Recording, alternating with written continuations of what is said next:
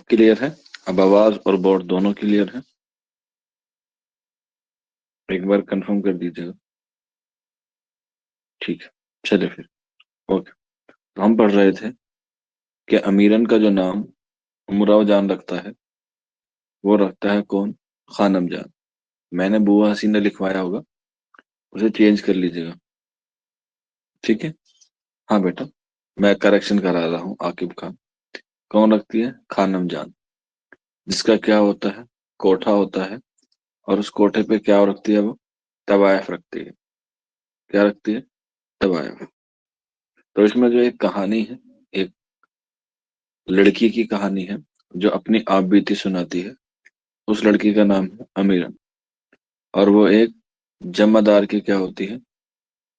बेटी होती है। और एक जमादार जो होता है वो एक डाकू के खिलाफ क्या दे देता है? गवाही दे देता है। और उस डाकू का नाम होता है क्या? दिलावर खान।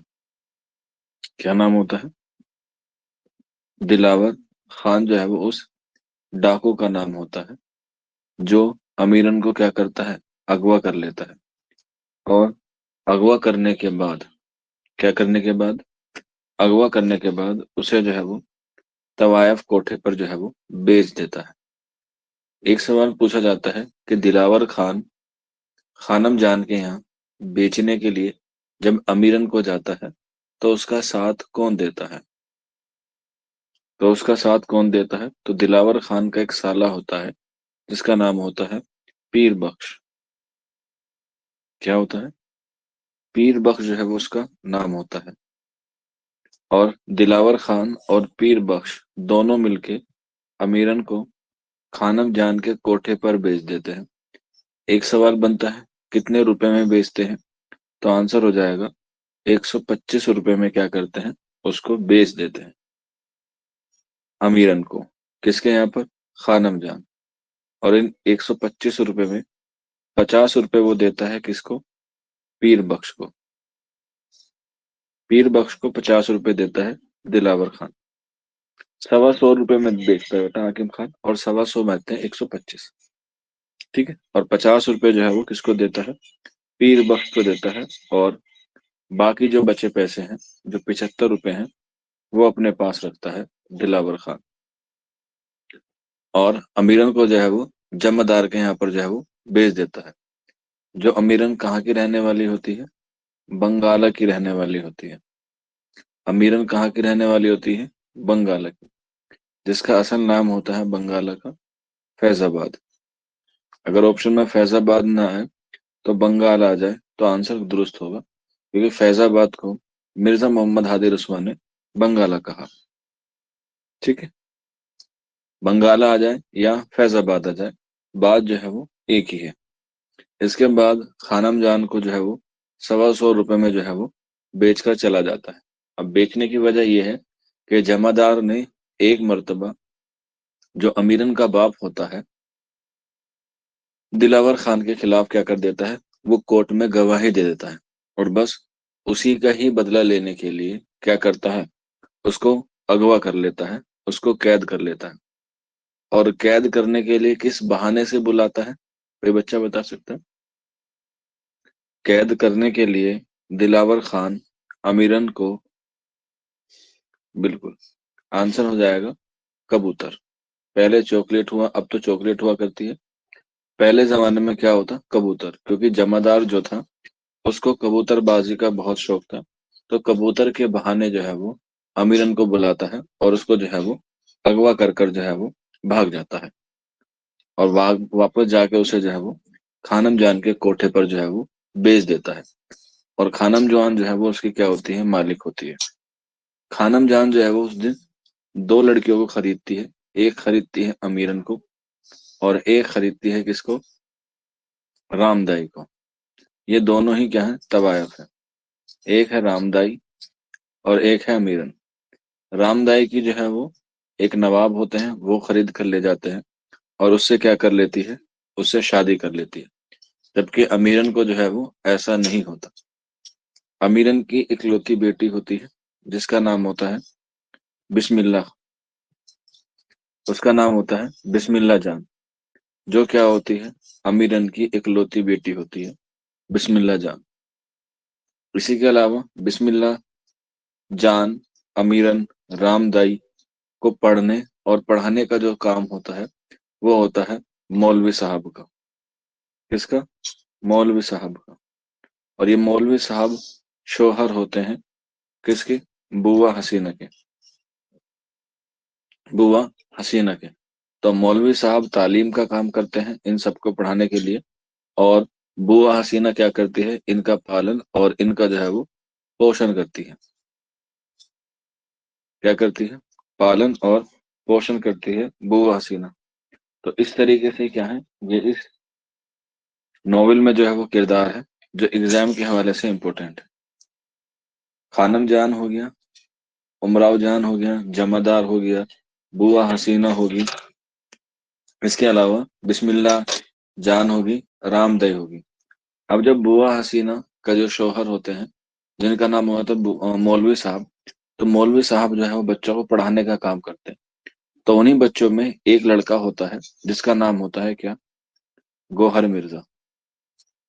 क्या होता है? गोहर मिर्जा, जो नवाब साहब का क्या होता है? बेटा होता है, या नवाब साहब का शहजादा होता है।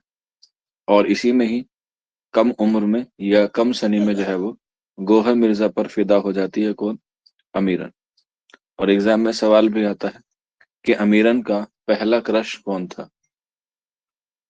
अमीरन का पहला क्रश कौन था? ये आज के जमाने में वर्जन है, उस जमाने में पूछा जाता था कि अमीरन का गुल चैन अव्वल कौन था। तो याद रख लीजिएगा, गुल चैन अव्वल कौन था? गोहर मिर्जा था।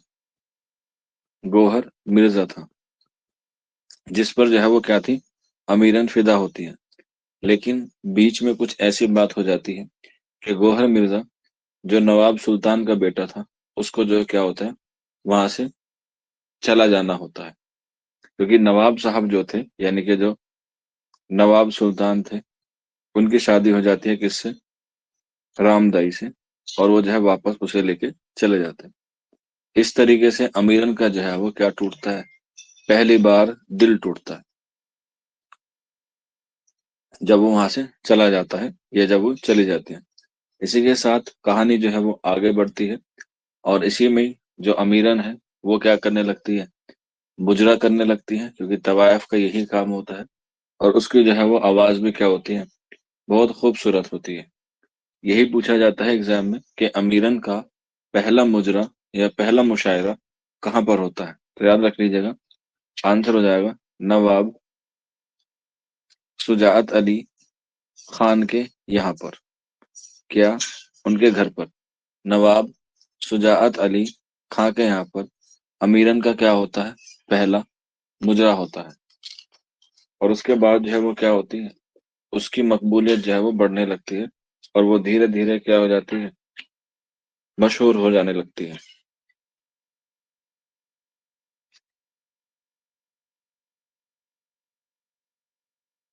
जब धीरे धीरे मशहूर होने लगती है तो लोग उससे जो है वो क्या करने आते हैं? मुलाकात करने आते हैं, और उसके साथ जो है वो अपना वक्त बिताने आते हैं। तो इसी में ही एक मर्तबा कोई नवाब साहब उनके साथ बैठे हुए गुफ्तगू कर रहे होते हैं। तो वहीं पर जो है वो क्या आ जाता है? एक दूसरा डाकू आ जाता है। एक डाकू हमने पढ़ा दिलावर खान, एक डाकू होता है फैज अली, जिसे फैज डाकू भी कहते हैं। ठीक है, फैज अली। और इसकी उर्फियत होती है फैजू। ठीक है, तो फैजू या फैज अली ये क्या है? डाकू है, और ये लूटने आता है कहाँ पर? दिलावर उसको अमीरन के कोठे पर। बाज जगह पर लिखा है कि ये लूटने आता है, बाज जगह लिखा हुआ है कि ये पुलिस से बचने के लिए वहां पर आता है। और उमराव जान के कोठे पर जो है वो आता है। और जैसे ही वो कोठे पर आता है तो अमीरन और फैज अली के बीच में बात होती है, और दोनों ही एक दूसरे को क्या देते हैं? दिल दे बैठते हैं। तो अमीरन जो है वो उस कोठे से निकलना चाहती है। वो फैज अली के साथ, या कह सकते हैं डाकू फैज के साथ कोठे से क्या हो जाती है? भाग जाती है। क्या होती है? भाग जाती है। या जो डाकू होता है फैज अली, वो अमीरन को क्या करता है? उड़ा कर ले जाता है। उड़ाकर ले जाता है और अपने साथ जो है वो रखता है। लेकिन जब इसको पता चलता है, खानम जान को, कि कोठे से जो है वो ये अमीरन को लेकर उड़ चुका है, तो उसके पीछे जो है वो क्या करती है, उसकी रपट जो है वो थाने में लिखवाती है। और रपट थाने पर लिखवा कर जो है वो उसकी जो है वो छानबीन करता है, जो वहां का दरोगा होता है।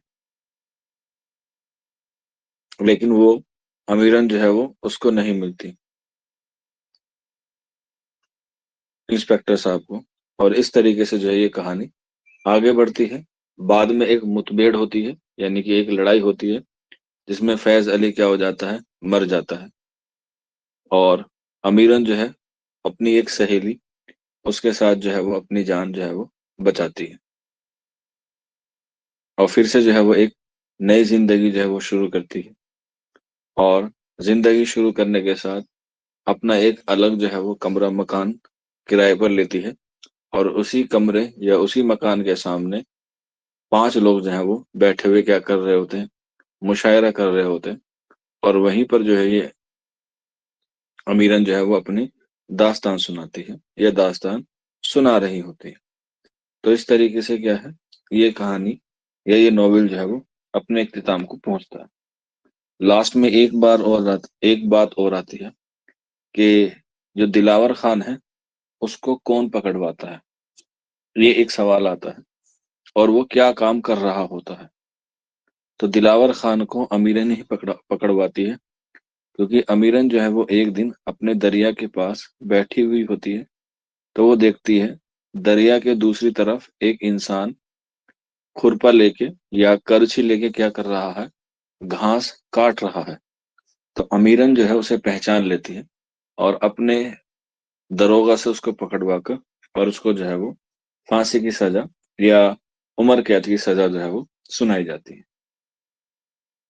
इस तरीके से क्या है, ये पूरी नॉवेल अपने इख्तिताम को पहुंचती है, सिर्फ और सिर्फ। अच्छा नॉवेल है, आप लोग जो है वो इसे पढ़ सकते हैं खुलासे के तौर पे।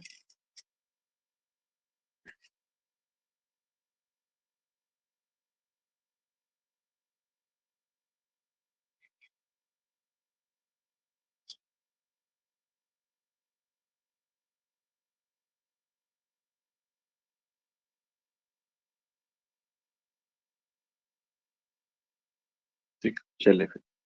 तो ये नॉवेल यहाँ पर ही जो है वो इख्तिताम होता है। और इसके बाद हमारे नए नॉवेल निगार शुरू होते हैं, जिसका नाम होता है मुंशी प्रेमचंद। आज हम लोग बात करेंगे मुंशी प्रेमचंद के बारे में, जिनको उर्दू नॉवेल और उर्दू अफसाने में जो है वो एक अहम किरदार जो है वो माना जाता है, या अहम मुसन्निफ जो है वो माना जाता है। उर्दू के साथ साथ इनको जो है वो हिंदी जबान पर भी क्या है, अबूर हासिल है। इसलिए मुंशी प्रेमचंद हिंदी और उर्दू जबान दोनों में ही क्या है, दोनों में ही मशहूर है, दोनों में ही मशहूर है। चलिए तो लिखते हैं मुंशी प्रेमचंद के हवाले से कि इनकी जो पैदाइश है मुंशी प्रेमचंद की, वो ही 1880 में, 1880 में। नाम है बनारस में। बनारस का एक छोटा सा गांव है, जिसको हम लोग कहते हैं लमही। लमही गांव में, बनारस जो उत्तर प्रदेश में है, 1880 में इनकी पैदाइश हुई। इनकी वफात 1936, 1936 में हुई। कहाँ पर? बनारस में ही। वफात भी कहाँ पर हुई? बनारस में। और पैदाइश भी कहाँ हुई? बनारस में। मोस्ट इम्पोर्टेंट है इनका असल नाम या इनके बचपन का नाम, और वो है धनपत राय। धनपत राय। और इनका जो कलमी नाम है, जो इब्तिदा में इनका कलमी नाम था, कलमी नाम था इनका नवाब राय, जो इनके चचा के कहने पर इन्होंने रखा था नवाब राय। ठीक है, ये कह सकते हैं वालिद ने रखा धनपत राय और चचा ने रखा नवाब राय। इसीलिए मुंशी प्रेमचंद ने जो नॉवेल या जो अफसाना लिखा पहला, आपको पता है इनका पहला अफसाना दुनिया का सबसे अनमोल रतन है। दुनिया का सबसे अनमोल रतन है, जो कब लिखा उन्होंने? 1903 में। दुनिया का सबसे अनमोल रतन, ये क्या है? उर्दू का भी और मुंशी प्रेमचंद का भी पहला अफसाना है, और ये भी इन्होंने लिखा था नवाब राय के नाम से। नवाब राय के नाम से। जो इनके पहली अफसानवी मजमूए 1908 में जो शाये हुआ, वो था सोज़े वतन। ठीक है, पहला अफसानवी मजमूआ सोज़े वतन है, और पहला अफसाना है दुनिया का अनमोल रतन। हालांकि जब हम लोग अफसाना सिंध पढ़ेंगे तब उस पर जो है मैं और रोशनी डालूंगा। ये पहला अफसानवी मजमूआ है, और ये पहला अफसाना है, और इसमें जो है वो 5 अफसाने शामिल हैं सोज़े वतन में। और इसको जो है वो बरतानिया हुकूमत ने क्या कर लिया था, जब्त कर लिया था। और ये वाला जो सोज़े वतन था, ये इन्होंने जो है वो नवाब राय के नाम से ही लिखा था। ठीक है, नवाब राय के नाम से।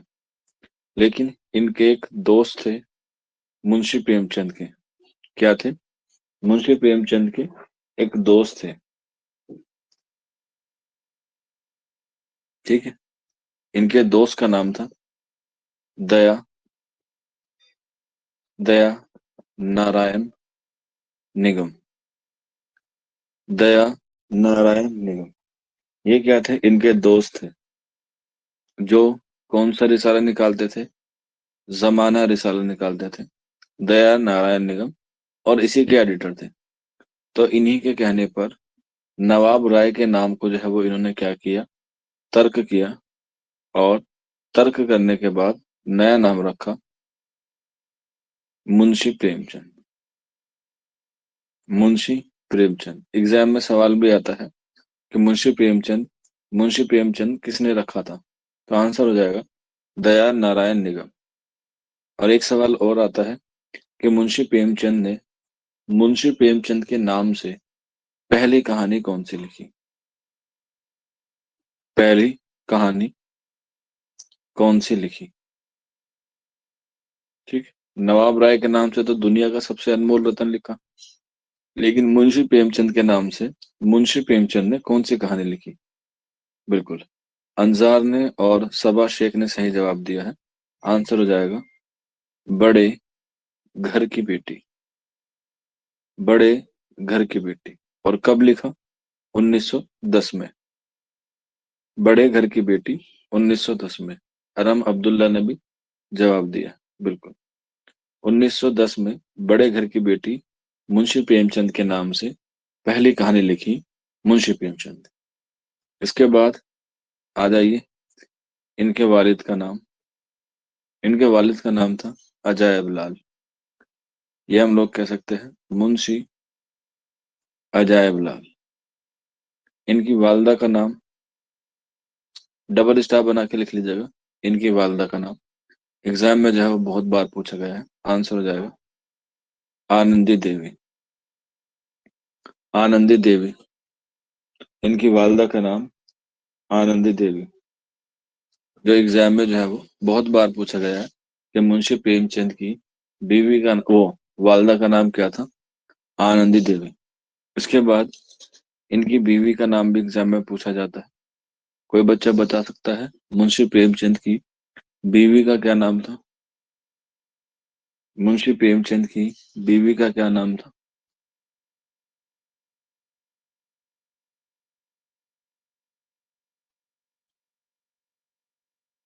बिल्कुल, आंसर हो जाएगा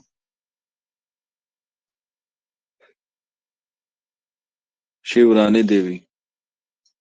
शिव रानी देवी इनकी बीवी का नाम था मुंशी प्रेमचंद की। तो ये जो है वो आप लोग इनकी हालात जिंदगी से जो है वो इतना जो है वो याद रख सकते हैं। इसके बाद इनकी तालीम जो है वो इब्तदाई तालीम इन्होंने जो है वो घर पे ही हासिल की, क्योंकि इनके जो वालिद मोहतरम थे मुंशी अजायब लाल, वो डाक खाने से ताल्लुक रखते थे, तो वो भी क्या थे, बहुत पढ़े लिखे थे। ठीक है, पढ़े लिखे थे। अब ये नॉन मुस्लिम फैमिली से ताल्लुक रखते थे, लेकिन फिर भी पहले जमाने में जो है वो ऐसा नहीं होता था। चाहे वो उर्दू पढ़ने वाला किसी भी मजहब किसी भी धर्म का हो सकता था। तो इसीलिए जब ये मुंशी प्रेमचंद महज 5 साल के थे 1885 में, मैंने शायद आपको कल बताया भी था कि मदरसे में दाखिला लेने की उम्र थी 4 साल 4 महीने 4 दिन, यही है ना? हाँ, तो तकरीबन 5 साल में ही या वही वक्त हो चुका था, तो इनको जो है वो एक मौलवी साहब के पास तालीम के लिए भेजा गया और इनको जो वहां पर अरबी और फारसी की तालीम जो है वो मिलने लगी 1885 में। इसके कुछ साल बाद ही इनकी वालदा का इंतकाल हो जाता है, जिससे क्या हो जाते हैं, ये टूट जाता है। और तालीम के साथ साथ इनके वालिद जो थे मुंशी अजायब लाल जो है वो इनकी भी क्या कर देते हैं, शादी कर देते हैं महज 15 बरस की उम्र में, यानी कि 1896 या 1895 के आसपास इनकी जो है वो शादी कर दी जाती है। और फिर जो है ये अपनी तालीम को शुरू करते हैं शादी के बाद। देख रहे हैं आप लोग, शादी के बाद जो है वो एक नई जिंदगी शुरू करते हैं और वो जो है वो तालीम का दामन नहीं छोड़ते। और 1898 में, यानी कि शादी के 2 साल बाद, ये क्या करते हैं, मैट्रिक का इम्तिहान पास करते हैं, यानी कि 10वीं पास करते हैं। 10वीं पास करते हैं 1898 में। और उस जमाने में 10वीं पास करना भी जो है वो क्या माना जाता था, बहुत बड़ी बात मानी जाती थी, बहुत बड़ी बात मानी जाती थी। और इसी के बाद जब इन्होंने 10वीं पास कर ली तो इनको जो है वो अदब का शौक लगा।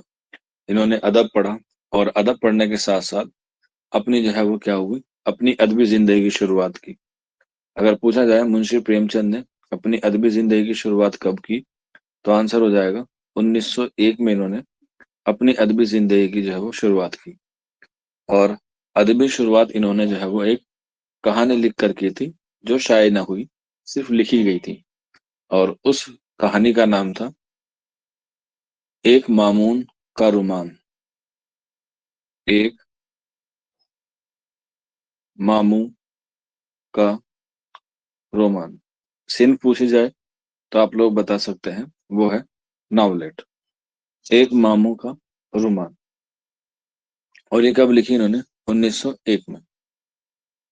ठीक है, तो ये जो है इनकी अदबी जिंदगी की यहाँ से क्या होती है, शुरुआत होती है। लेकिन शुरुआत हो गई, लेकिन इसे जो है वो मकबूलियत नहीं मिली, या इनसे जो इन्होंने एक्सपेक्ट किया था वो नहीं हो पाया, क्योंकि ये शाये नहीं हो पाई। लेकिन उसी के बाद 1903 में इन्होंने जो है वो अपना पहला अफसाना लिखा, पहली कहानी लिखी, जिसका नाम था दुनिया का सबसे अनमोल रतन। और उसी के बाद अफसाना लिखने के बाद इन्होंने जो है वो नॉवेल में क्या की, तब आजमाई की। पहले इन्होंने अफसाने लिखे, उसके बाद इन्होंने क्या लिखा, नॉवेल लिखा। और नॉवेल लिखा 1903 में जो है वो इन्होंने, और उसका नाम था क्या, इसरार माबिद। इसरार माबिद, ये क्या है, इनका पहला नॉवेल है मुंशी प्रेमचंद का। पहला अफसाना मैंने आपको बता दिया, दुनिया का सबसे अनमोल रतन है। और पहला नॉवेल है इसरार माबिद, ये पहला नॉवेल है। और ये क्या होता था, ये होता था किस्तवार शाये, क्योंकि नॉवेल बड़े तवील होते हैं, तो ये होता था किस्तवार शाये। और ये एक अखबार था जिसका नाम था आवाज खल्क। आवाज खल्क नाम से एक अखबार था, और उस अखबार में जो है ये किस्तवार शाये होता था। लेकिन आपको पता है 1905 में क्या हुआ, 1905 में हुआ बंगाल विभाजन।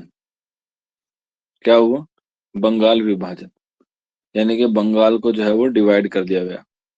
तो बस उसी की जो आग है वो यहाँ तक पहुंची, और आवाज खल्क जो है वो उसकी चपेट में आ गया। और ये जो अखबार था आवाज खल्क, ये क्या हो गया, ये बंद हो गया। तो जब अखबार बंद हो गया, तो जाहिर सी बात है मुंशी प्रेमचंद का पहला नॉवेल भी क्या हो गया, बंद हो गया। और आवाज खल्क जो है वो बनारस से ही निकलता था। तो बस यही बात हुई कि इनका जो पहला नॉवेल था इसरार माबिद, वो मुकम्मल ना हो सका, बल्कि क्या रह गया, नामुकम्मल। मुंशी प्रेमचंद के साथ ये को एक्सीडेंट रहा, या हम लोग कह सकते हैं किस्मत का खेल रहा, कि इनका पहला और आखिरी नॉवेल, पहला और आखिरी नॉवेल दोनों ही क्या है, दोनों ही नामुकम्मल है। पहला और आखिरी नॉवेल दोनों ही क्या है, नामुकम्मल है।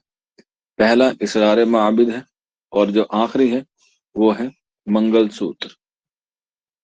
क्या है? मंगलसूत्र। यहाँ पर एग्जामिनर जो है वो आपको थोड़ा सा घुमा सकता है, और वो घुमाएगा इस तरह से। वो पूछेगा मुंशी प्रेमचंद का पहला मुकम्मल नॉवेल कौन सा है। ठीक है, मैं दोबारा दोहरा रहा हूँ। वो पूछेगा मुंशी प्रेमचंद का पहला मुकम्मल नॉवेल कौन सा है। आपने तो पढ़ा है कि पहला नॉवेल इसरार माबिद है, लेकिन वो ऐड करेगा मुकम्मल, कि मुंशी प्रेमचंद का पहला मुकम्मल नॉवेल कौन सा है। ठीक है, तो आप लोग आंसर दे सकते हैं हम खरमा वहम सवाब, जो 1905 में लिखा गया, ये मुंशी प्रेमचंद का पहला मुकम्मल नॉवेल है। हम खरमा वहम सवाब, ये मुंशी प्रेमचंद का पहला क्या है? मुकम्मल नॉवेल है। इसी के अलावा यहीं पर एक सवाल और पूछता है, और पूछेगा मुंशी प्रेमचंद का आखिरी मुकम्मल नॉवेल कौन सा है। तो आंसर हो जाएगा गोदान। मुंशी प्रेमचंद का आखिरी मुकम्मल नॉवेल हो जाएगा गोदान। अगर पूछा जाए मुंशी प्रेमचंद का आखिरी नॉवेल कौन सा है, तो आंसर होगा मंगलसूत्र। अगर आपसे पूछा जाए मुंशी प्रेमचंद का आखिरी मुकम्मल नॉवेल कौन सा है, तब आंसर हो जाएगा गोदान। तो कंफ्यूज मत होइएगा, मैं इसको क्लियर कर देता हूँ। अगर वो पूछे पहला नॉवेल, तो आ जाएगा आंसर इसरार माबिद। पूछा जाए पहला मुकम्मल नॉवेल, मुकम्मल नॉवेल, तो आंसर हो जाएगा हम खरमा वहम सवाब। ठीक है, सवाब, सॉरी। ठीक, इसके बाद आखिरी नॉवेल, तो आखिरी नॉवेल हो जाएगा मंगलसूत्र। और अगर पूछा जाए आखिरी मुकम्मल नॉवेल, आखिरी मुकम्मल नॉवेल, तब आंसर हो जाएगा गोदान। ठीक है, तब क्या हो जाएगा? गोदान। तो ये जो है वो आप लोग क्रोनोलॉजी जो है वो याद रख लीजिएगा, एग्जाम में जो है वो बहुत काम आती है।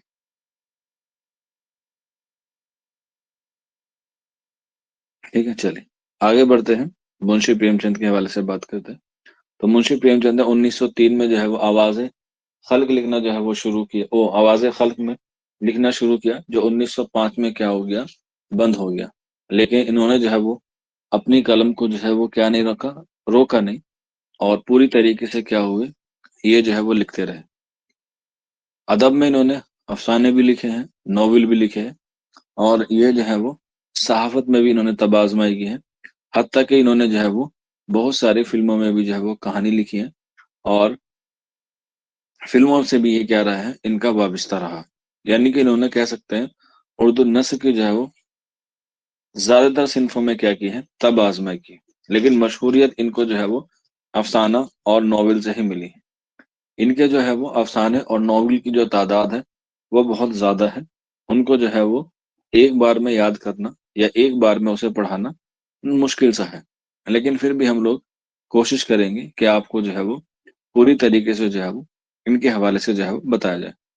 तो अब हम लोग इनके जो है वो थोड़े से क्या करते हैं, अदबी रिसाले पर एक छोटी सी रोशनी डाल लेते हैं। ठीक है, अदबी रिसाला कि इन्होंने कौन कौन से रिसाले निकाले और किस किस से जो है ये वाबिस्ता रहे। ठीक है, सबसे पहले अगर हम लोग बात करें मुंशी प्रेमचंद के हवाले से, कि मुंशी प्रेमचंद जो है वो एक बहुत बड़े क्या थे, मुसन्निफ थे। इनको उर्दू, अरबी और फारसी पर भी क्या था, अबूर हासिल था। और इन्होंने जो है वो अपनी पढ़ाई जो है वो कब तक जारी रखी? 1919 तक इन्होंने जो है वो अपनी पढ़ाई जारी रखी। यानी कि तालीम भी करते रहे, और उसके साथ साथ जो है वो सहाफत में भी ये जो है वो तब आजमाई करते रहे। और 1919 में इन्होंने जो है वो मुलाजमत भी इख्तियार कर ली थी, लेकिन जो है उन्होंने छोड़ दी। क्यों? क्योंकि आपको पता है 1921 में क्या चला था, असहयोग आंदोलन चलाया था मुंशी प्रेमचंद ने। असहयोग आंदोलन चलाया था, और इसी असहयोग आंदोलन के जरिए या इसी में हिस्सा लेने के लिए उन्होंने क्या कर दी, अपनी नौकरी छोड़ दी। और उसी के एक साल बाद 1922 में एक रिसाला निकलता था जिसका नाम था मर्यादा। अंग्रेजों की नौकरी छोड़ के इन्होंने मर्यादा रिसाला से क्या कर ली, वाबस्तगी इख्तियार कर ली 1922 में। मर्यादा। ठीक है। और इसके बाद मर्यादा से निकलने के बाद 1923 में इन्होंने, यानी कि मुंशी प्रेमचंद ने अपनी खुद की क्या कर ली, प्रेस खोली। और उस प्रेस का नाम रखा सरस्वती प्रेस। और इस प्रेस को खोलने में इनकी मदद की किसने? फिराक गोरखपुरी ने। फिराक गोरखपुरी ने 1923 में मुंशी प्रेमचंद की मदद करी और सरस्वती प्रेस खोली। और सरस्वती प्रेस कहाँ पर खोली? तो याद रख लीजिएगा, बनारस में। सरस्वती प्रेस खोली कहाँ पर? बनारस में। और इसी सरस्वती प्रेस के जेर असर उन्होंने जो है वो अपने कई रिसाले जो है वो निकाले, जिसमें से एक था इनका रिसाला जमाना। जमाना जो इन्होंने 1923 में ही निकाला था। 1923 में ही निकाला था जमाना। इसके बाद माधुरी, ये भी रिसाला है जो इन्होंने 1929 में निकाला। माधुरी। माधुरी। इसके बाद 1931 में एक और रिसाला था जिसका नाम था जागरण। 1931 में निकाला जागरण। ठीक है। और इन सब में भी जो सबसे ज्यादा मशहूर है वो है इनका 1930 में निकाला गया रिसाला, जिसका नाम था रिसाला हंस। ठीक है, रिसाला हंस, जो क्या है इनका सबसे इंपॉर्टेंट। जमाना भी है, माधुरी भी है, जागरण भी है और हंस भी है। ये सारे क्या है, इनके रिसाले हैं मुंशी प्रेमचंद के। यहीं पर एक सवाल आता है कि इन चारों रिसालों में से जमाना, माधुरी, जागरण और हंस में जब तरक्की पसंद तहरीक का मैनिफेस्टो तैयार हुआ तो किस अखबार में सबसे पहले शाये हुआ? तरक्की पसंद तहरीक का पहला मैनिफेस्टो किस अखबार में शाये हुआ?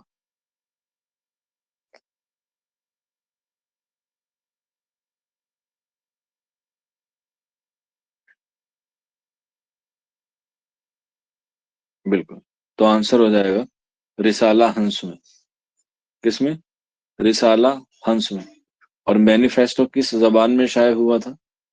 हिंदी जबान में जो है वो शाये हुआ था। ये भी आप लोग याद रख लीजिए।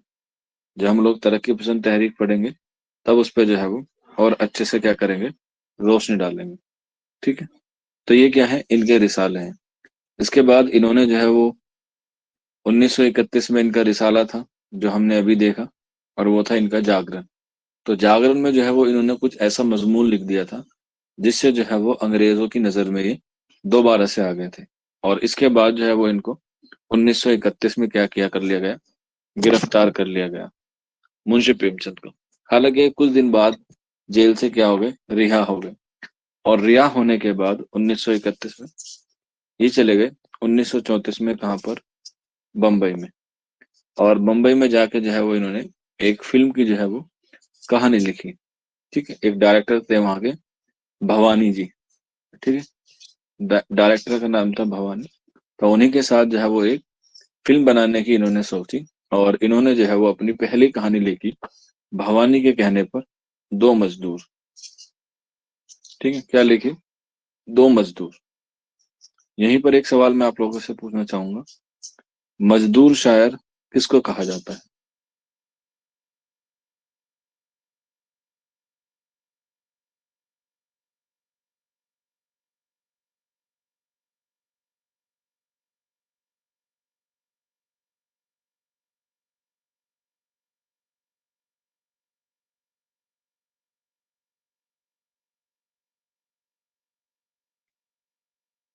बिल्कुल। किसको कहा जाता है मजदूर शायर या मजदूरों का शायर? आंसर हो जाएगा एहसान दानिश को। बहुत इंपॉर्टेंट सवाल है, एग्जाम में जब आप लोगों से पूछा जा सकता है कि मजदूर शायर किसको कहा जाता है, तो आंसर हो जाएगा एहसान दानिश को। ठीक है। चलिए फिर आगे बढ़ते हैं नेक्स्ट। तो इन्होंने जो है फिल्म की कहानी लिखी और उस फिल्म की कहानी का नाम लिखा मैं मजदूर, जो 1934 में। इसके बाद इनकी जो है वो तबीयत खराब होने लगी और ये 1935 में कहाँ पर आ गए, बनारस आ गए। लेकिन वो कहते हैं ना कि मुसीबत जो है वो आपका पीछा नहीं छोड़ती। तो जब ये बनारस में थे, इन्हीं के पीछे पीछे आ गए कौन? सज्जाद जहीर। ठीक है, सज्जाद जहीर। क्योंकि सज्जाद जहीर जो है वो वहां पर मैनिफेस्टो लिखा था, तो मुंशी प्रेमचंद ने उसी मैनिफेस्टो को पढ़ा और उसी मैनिफेस्टो को जो है वो शाये किया। अब सज्जाद जहीर जो है वो बहुत उम्मीद लेकर जो है वो मुंशी प्रेमचंद के पास आए थे। हालांकि सज्जाद जहीर की जो पहली पसंद थी वो मुंशी प्रेमचंद नहीं, बल्कि कौन थे? इकबाल थे, अल्लामा इकबाल रहमतुल्लाह अलैह। लेकिन अल्लामा इकबाल ने अपनी सेहत का हवाला देकर तरक्की पसंद तहरीक की कॉन्फ्रेंस से जुड़ने से क्या कर दिया? मना कर दिया था, तरक्की पसंद तहरीक से। और अल्लामा इकबाल के अलावा एक और नाम था, जिसका नाम था जवाहरलाल नेहरू। पंडित जवाहरलाल नेहरू। ये कौन थे? सज्जाद जहीर के क्या थे? पहली पसंद थे। लेकिन जवाहरलाल नेहरू सियासतदान थे, उनको जो है वो बात नहीं बनी। इकबाल ने जो है वो अपना सेहत का हवाला दे दिया, तो लोगों ने सजेस्ट किया कि आप लोग जो है वो मुंशी प्रेमचंद को बात कर लें। तो मुंशी प्रेमचंद को मनाने के लिए सज्जाद जहीर ने साथ लिया किसका? फिराक गोरखपुरी का। तो फिराक गोरखपुरी, एहतसाम हुसैन और भी बहुत सारे लोग थे, उन्होंने जो है वो मुंशी प्रेमचंद का नाम सजेस्ट किया। और 1935 में जाके सज्जाद जहीर ने मुलाकात की किससे? मुंशी प्रेमचंद के। और इन्हीं की ईमा पर 1936 में जो तरक्की पसंद तहरीक की पहली कॉन्फ्रेंस हुई, तरक्की पसंद तहरीक की पहली कॉन्फ्रेंस हुई, उसकी जो सदारत संभाली या उसकी जो सदारत की, वो की मुंशी प्रेमचंद ने। मुंशी प्रेमचंद ने कहाँ पर हुई थी? तो ये भी याद रख लीजिएगा, लखनऊ में हुई थी। और उसमें जो है वो दो चीज मशहूर हुई। एक तो तरक्की पसंद तहरीक का मैनिफेस्टो, और दूसरा हुआ उनका खुतबा। किसका खुतबा? मुंशी प्रेमचंद का खुतबा। और खुतबे में कहा था मुंशी प्रेमचंद ने कि हमें हुस्न का मायार बदलना है। ठीक है, कहाँ पर हुई थी? लखनऊ में हुई थी, 1936 में हुई तरक्की पसंद तहरीक की पहली कॉन्फ्रेंस। किसने संभाली सदारत? मुंशी प्रेमचंद ने। हमें हुस्न का मायार बदलना है, ये मुंशी प्रेमचंद ने अपने खुतबे में कहा था। ठीक, तो इस तरीके से। और उसी के बाद 1936 में मुंशी प्रेमचंद की क्या हो जाती है? वफात हो जाती है। ये कॉन्फ्रेंस होती है अप्रैल के महीने में, और अक्टूबर के महीने में 1936 में मुंशी प्रेमचंद की क्या हो जाती है? वफात हो जाती है। ये क्या है? इनकी हालात जिंदगी है। यहाँ से इतने ही सवाल जो है वो बनते हैं। अब बचती है इनकी अदब खिदमात, उसको हम लोग जो है वो कल की क्लास में जो है वो शुरू करेंगे, अदबी जिंदगी के हवाले से। यहाँ तक किसी बच्चे को कोई डाउट हो, कोई क्वेरी हो, तो आप लोग जो है वो पूछ सकता है।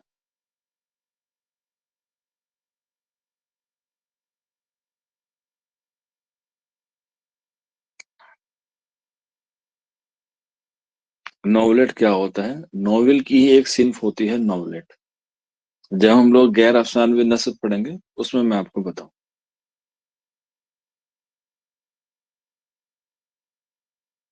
जैसे होता है ना, एक होती है सिगरेट और एक होता है सिगार, बस वैसे ही आप लोग समझ लीजिएगा।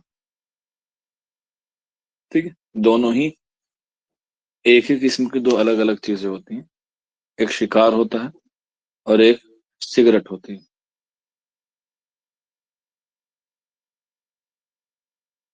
सर लखनऊ में तो हुई पहली कॉन्फ्रेंस, पर किस जगह पर हुई ये बता सकते हैं? बिल्कुल बता सकते हैं बेटा, इसमें कोई दो राय नहीं है।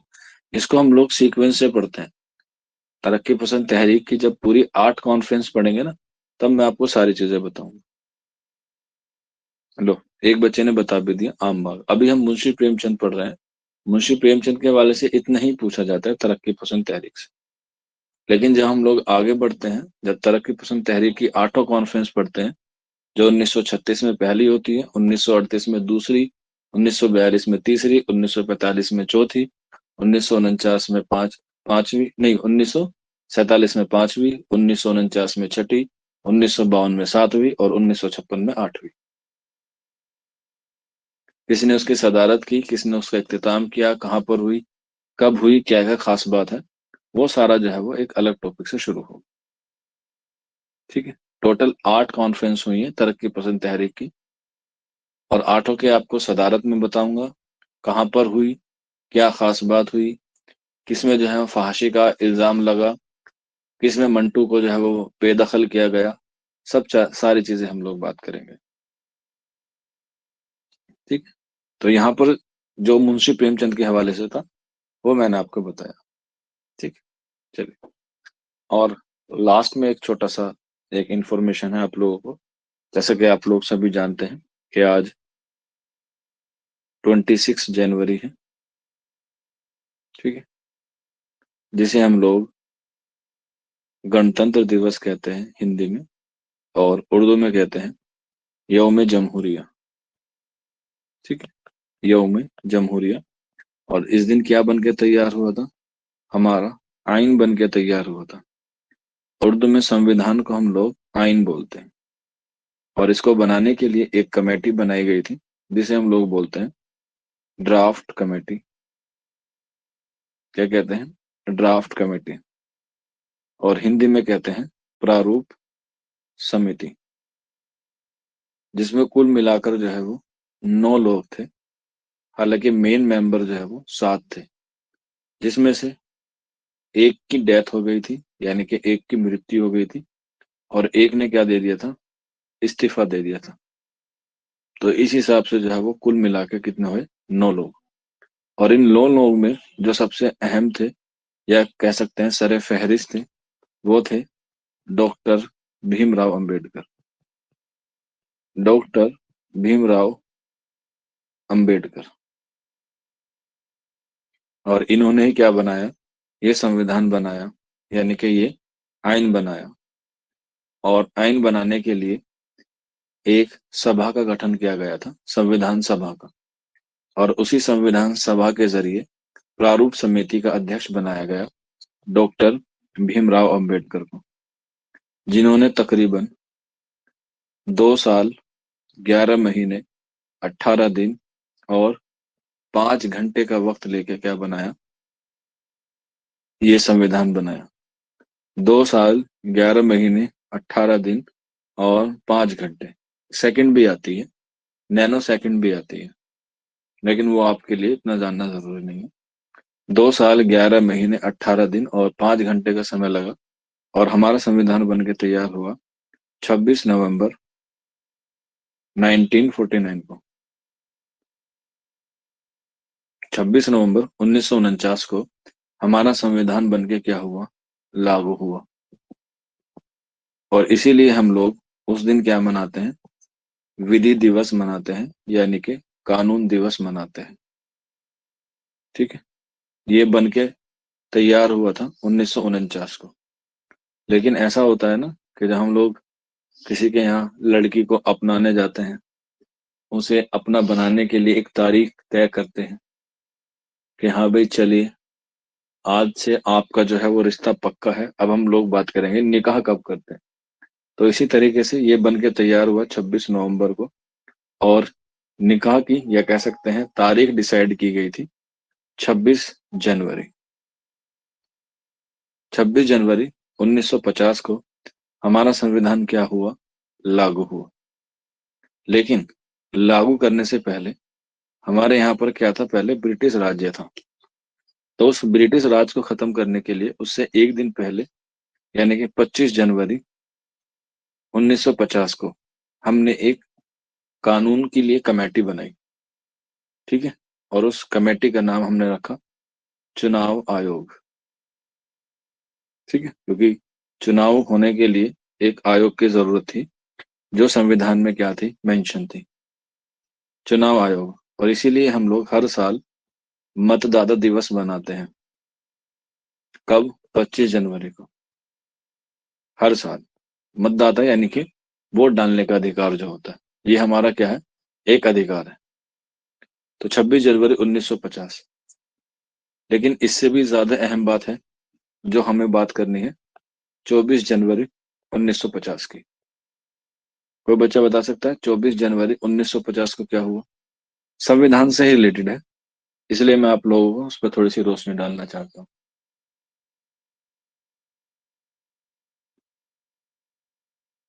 क्योंकि ऐसा नहीं है कि आप अगर उर्दू के तालिबे इल्म हैं तो आपको सिर्फ और सिर्फ उर्दू पे ही उबूर हासिल होना चाहिए। आप एक तालिबे इल्म हैं तो आपको अपनी पॉलिटिकी, अपनी ज्योग्राफी और अपनी हिस्ट्री यानी कि तारीख के बारे में पता होना चाहिए। ठीक है। तो 24 जनवरी 1950 को हम लोगों ने चुना भारत का प्रथम नागरिक। प्रथम नागरिक, भारत का प्रथम नागरिक हमने चुना 24 जनवरी 1950 को।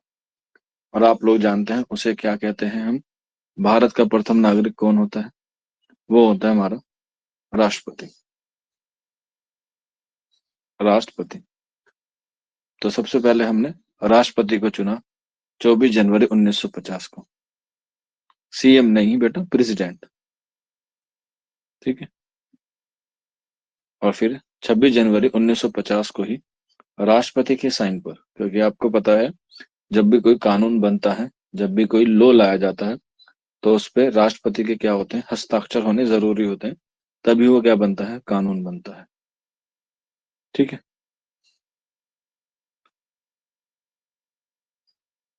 ठीक है। चलिए, तो राष्ट्रपति या प्रेसिडेंट ने जो क्या किया, साइन किया, और फिर 26 जनवरी 1950 को हमारा मुल्क जो है वो एक कानून के तहत चलता है। और आज हम लोग 76 यानी कि 76वां यौम जमहूरिया बना रहे हैं, जिस पर हमारे मुल्क में जो है वो एक मुल्क है जो मुस्लिम देश है, जिसे हम लोग कहते हैं इंडोनेशिया। इंडोनेशिया के जो वहाँ के प्रेसिडेंट हैं, वो क्या है, हमारे मुल्क में एज अ चीफ गेस्ट आए हैं। उनका नाम है प्रबावो सोमबिता, कुछ ऐसे ही नाम है शायद, प्रबावो सोमबिता। और आपको पता है 26 जनवरी को हमारे मुल्क में जो है वो परेड होती है, और उसमें जो है वो अलग अलग राज्य के या अलग अलग शोबे के क्या आते हैं, वो दिखाते हैं। हाँ, सबसे ज्यादा मुस्लिम आबादी है, और मुस्लिम देश के ही प्रेसिडेंट को इस बार एज अ चीफ गेस्ट जो है वो बुलाया गया है, और वो है प्रबावो सोमबिता करके। ठीक। तो ये कुछ बातें हैं। और एंड ऑफ द क्लास, आप तमाम बच्चों को यौम जमहूरिया की बहुत बहुत मुबारकबाद।